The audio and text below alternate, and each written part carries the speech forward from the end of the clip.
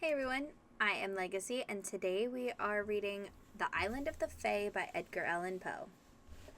La musique, says Marmontel, with the same old confusion of thought and language which leads him to give his very equivocal narratives of the title of Contes Moreau. La musique est le seul des talents qui jouissent de lui-même, tous les autres voulant des témoins. Here he confounds the pleasure derivable from sweet sounds with the capacity for creating them. No more than any other talent is that for music susceptible of complete enjoyment, where there is no second party to appreciate its exercise, and it is only in common with other talents that it produces effects which may be fully enjoyed in solitude. The idea which the raconteur has either failed to entertain clearly or he has sacrificed. The idea which the raconteur has either failed to entertain clearly or has sacrificed in its expression to his national love of point is, doubtless, the very tenable one that the higher order of music is most thoroughly estimated when we are most exclusively alone. The proposition in this form will be admitted at once by those who love the lyre for its own sake, and for its spiritual uses.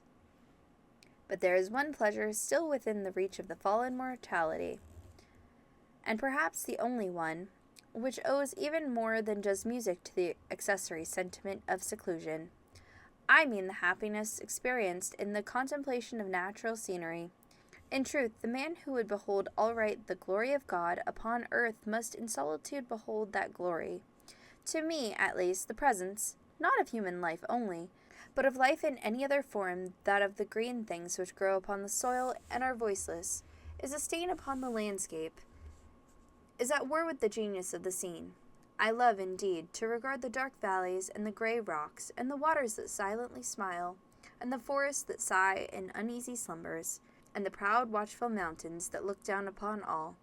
I love to regard these as themselves but the colossal members of one vast animate and sentient whole, a whole whose form, that of the sphere, is the most perfect and most inclusive of all, whose path is among associate planets, whose meek handmaiden is the moon, whose mediate sovereign is the sun, whose life is eternity, whose intelligence is that of a god, whose enjoyment is knowledge, those whose destinies are lost in immensity, whose cognizance of ourselves is akin with our own cognizance of the animalculae in crystal, or of those which infest the brain, a being which we, in consequence, regard as purely inanimate and material, much in the same manner as these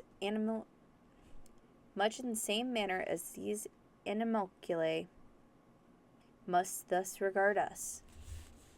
Our telescopes and our mathematical investigations assure us on every hand, notwithstanding the cant of the more ignorant of the priesthood, that space, and therefore that bulk, is an important consideration in the eyes of the Almighty. The cycles in which the stars move are those best adapted for the evolution, without collision, of the greatest possible number of bodies.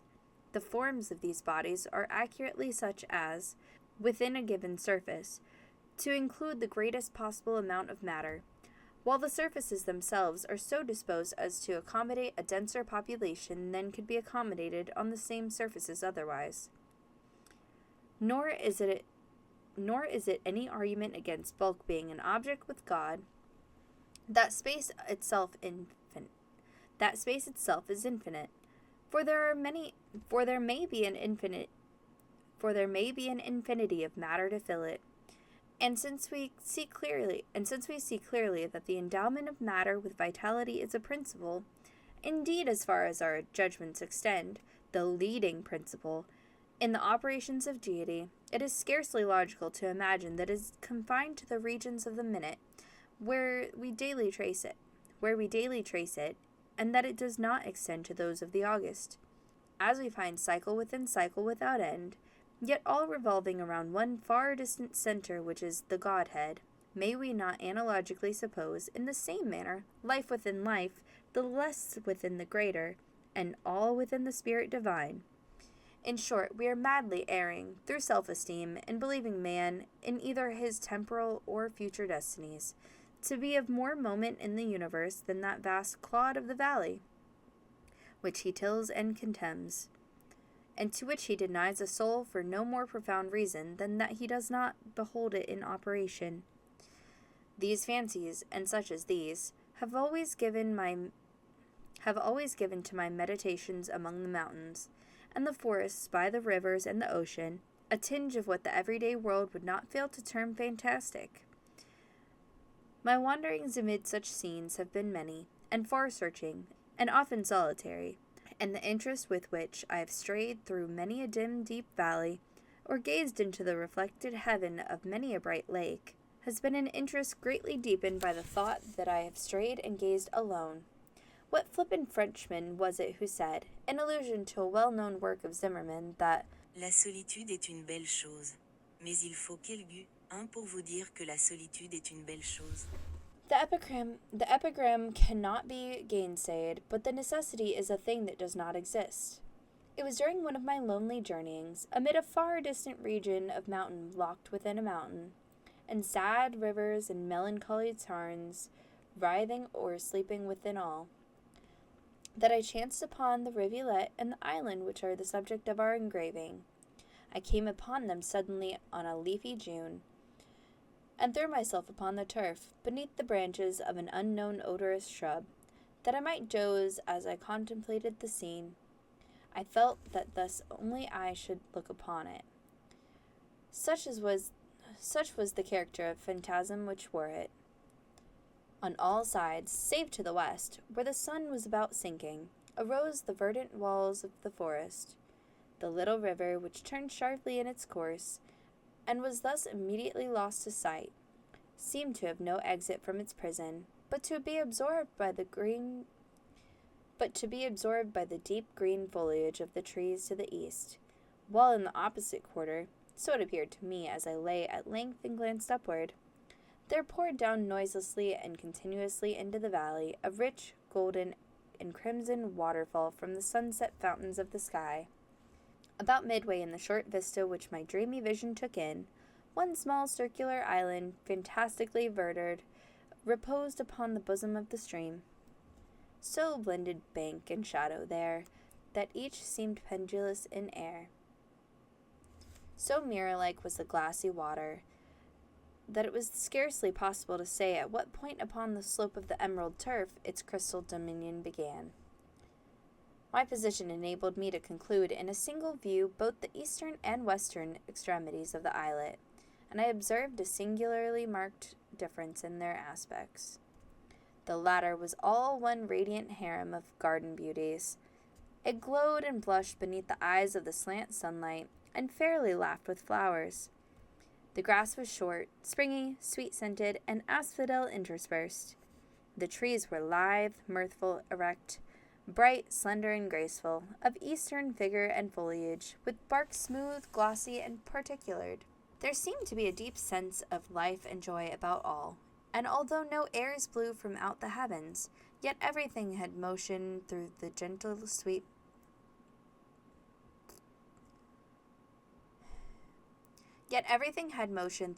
sweepings to and fro of innumerable butterflies that might have been mistaken for tulips with wings.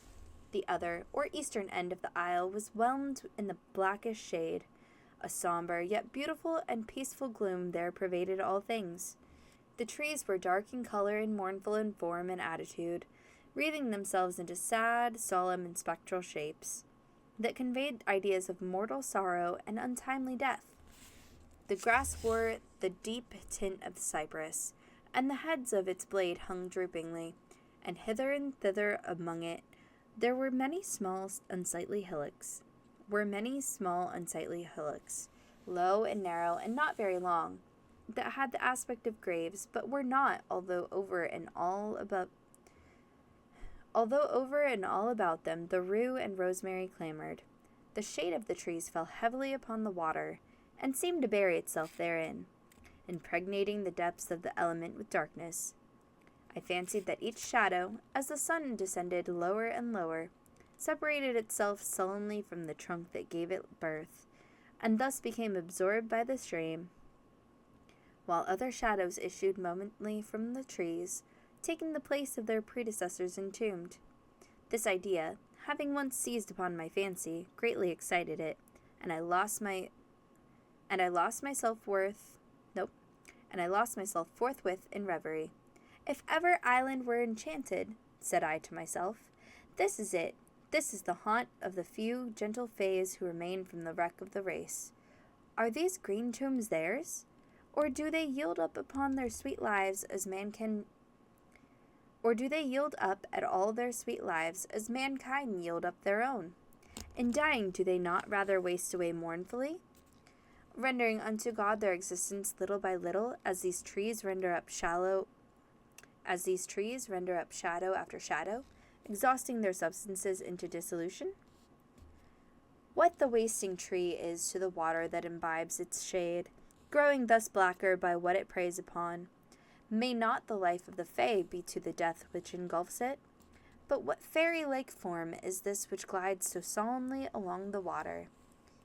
As I thus mused, with half-shut eyes, while the sun rapidly sank to rest, and eddying currents careered around and around the island, bearing upon their bosom large, dazzling white flakes of the bark of the sycamore, flakes which, in their multiform positions upon the water, a quick imagination might have converted it into anything it pleased.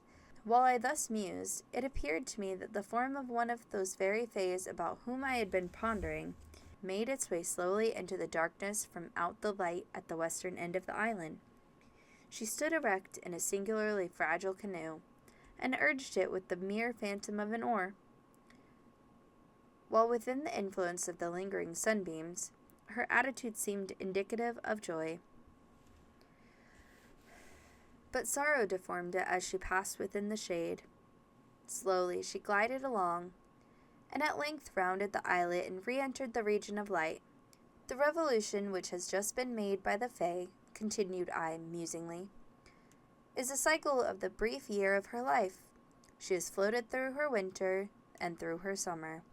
She is a year nearer to death, for I did not fail to see that as she came into the shade, her shadow fell from her, and was swallowed up by the dark water, making its blackness more black. And again the boat appeared, and the Fae, but about the attitude of the latter there was more of care and uncertainty, and less of elastic joy. She floated again from out the light and into the gloom, which deepened momently. And again her shadow fell from her in the ebony water, and became absorbed into its blackness. And again she made the circuit of the island, while the sun rushed down to his slumbers. And at each issuing forth into light, there was more sorrow about her person, while it grew feebler and far fainter, and more indistinct. And at each passage into the gloom, there fell from her a darker shade, which became whelmed in a shadow more black. But at length, when the sun had utterly departed, the Fae, now the mere ghost of her former self, disconsolately with her boat into the region of the ebony flood, and that she issued thence at all I cannot say, for darkness fell over all things, and I beheld her magical figure no more. Happy Halloween!